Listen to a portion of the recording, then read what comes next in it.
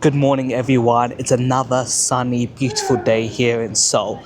Now, Seoul, like other East Asian cities, is known for being a very high-tech, clean, beautiful city. But in today's video, I thought I'd show you guys around some of the more traditional sites, the more historical sites of Seoul. So let's jump on the metro and get to probably the most famous historical place in this whole city. Actually, before I jump on the metro, let me talk to you a bit about how it works. So by far the easiest way to get around Seoul is by metro or by using the buses. And you can either purchase like single-use tickets, or you can get something called a T-Money card, which if you're from the UK, it's a bit like an Oyster card. You buy the card at like any convenience stores, or I think you can buy it at the station itself, and then you just top it up. So here's mine. I bought this for 4,000 won, and I topped it up with 10,000 won. So in total, that's 14,000 won, which comes to roughly around £7-8. So yeah, pretty good value. I have no idea how long that 10,000 won will actually last, but hopefully it's enough for a day or two's worth of traveling. All right, now we can actually jump on the metro and make our way to the first destination.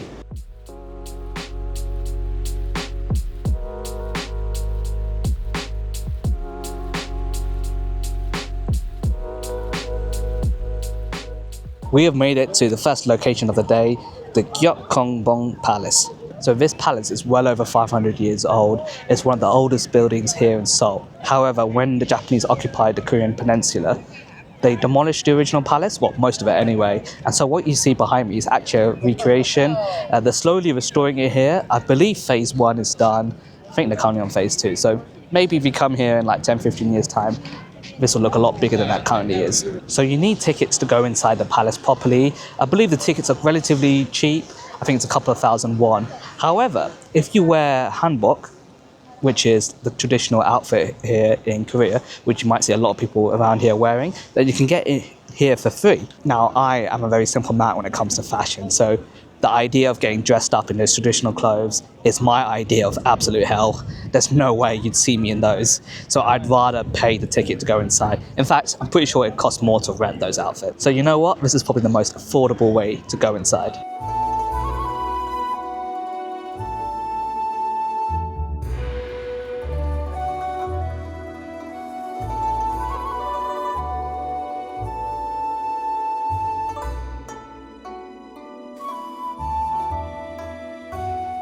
So the ticket to go inside was 3,000 won, which is £1.63, and definitely would be cheaper than renting those outfits. Once you go inside the ticketed bit, there's a few more courtyards. I'll be honest, there isn't a huge amount to do.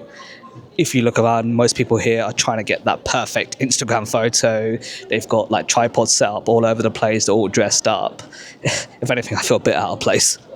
I mean, I don't have anything against people who want to get dressed up and take photos in places like this, but it's not for me. When I visit historical sites, I want to go there because I love the history. I want to learn more about the history of the place. So that's something to consider if you do want to come here to the Gyeongbokgung Palace. You won't actually be learning a lot or seeing much. You're mostly coming here to get that photo. So it turns out there is actually a bit more than a courtyard areas. You got this little like structure here surrounded by water.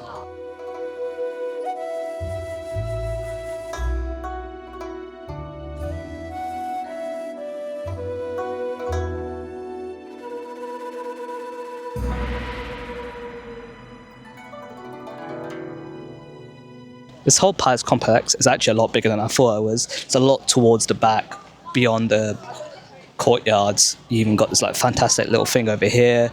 Apparently this thing in the middle is a well, and this spring used to supply the drinking water for the palace. Right, I think we've spent a good amount of time here. Time to go to the next location of this traditional tour of Seoul, and it's about a 20-minute walk from the palace. So this is the Bukchon Hanok village. It's a residential neighborhood that's been preserved since the imperial times.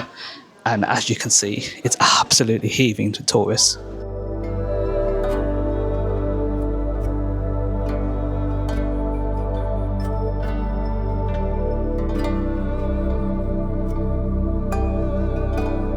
It was way too crowded in there, as you could probably tell. The key thing to note is that it's still a residential area. And so, as a result, the officials have imposed like restrictions on when you can visit if you're a tourist. So the visiting times are between 10 a.m. and 5 p.m. every day, apart from Sundays when it's completely closed. So bear that in mind if you want to visit. Because it's so crowded in there, I really only recommend coming for about 5 or 10 minutes, and even then only come if you're going to visit the Gyeongbokgung Palace. There's no point coming all the way here just to visit this. So far in this video, we've been to a traditional palace and we've been to a traditional neighborhood. For the next location, I thought I'd switch it up a little bit. So on a day of exploring like today, obviously you're going to get a bit hungry. So why not visit one of Seoul's largest and oldest food markets, Gwangjang Market.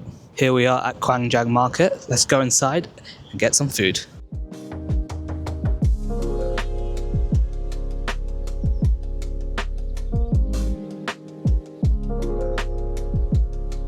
Apparently there are over 5,000 stores in here, and there's everything you could want. There's clothes stores, homeware stores, hardware stores, electronic stores, food stores, you name it. It's probably somewhere inside here. I'm feeling something sweet, so I'm going to give this hotteok a try. If you look at it down here, it looks like some version of a pancake. Hopefully it tastes as good as it looks. Thank you.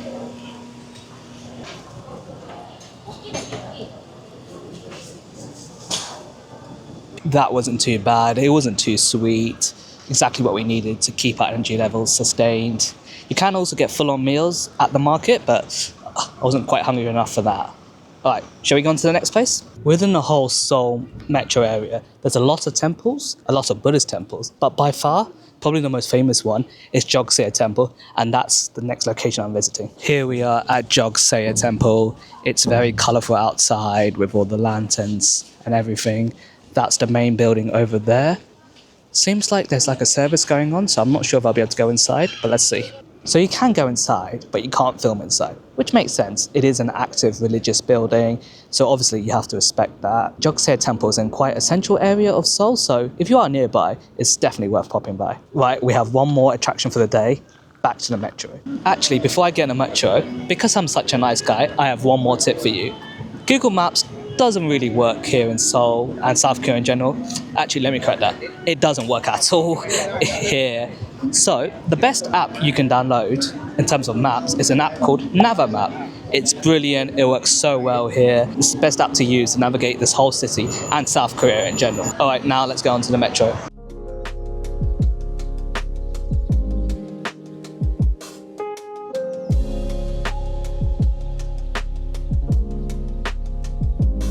And we have reached the last location of the day, the Cheonggyecheon street. Now, you're probably thinking, this doesn't look that traditional or historic. Let me explain. This street runs right through the heart of Seoul, and it's about 10 kilometers long.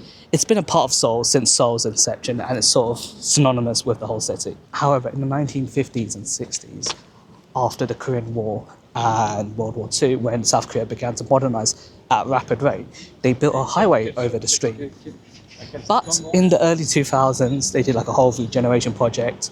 Apparently they spent $200 million, so a lot of money to get rid of the highway and reopen the street. So the locals were initially against it when the regeneration project was announced. I'm guessing that's to do with how much it cost.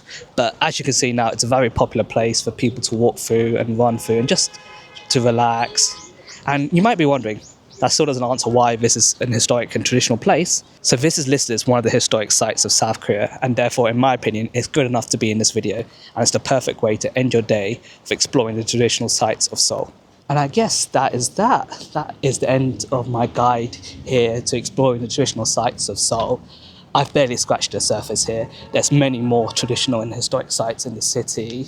I know most people who come to Seoul probably come for like the tech side, the shopping, the beauty and all that stuff, but hopefully this video has convinced you to make some time for the traditional stuff.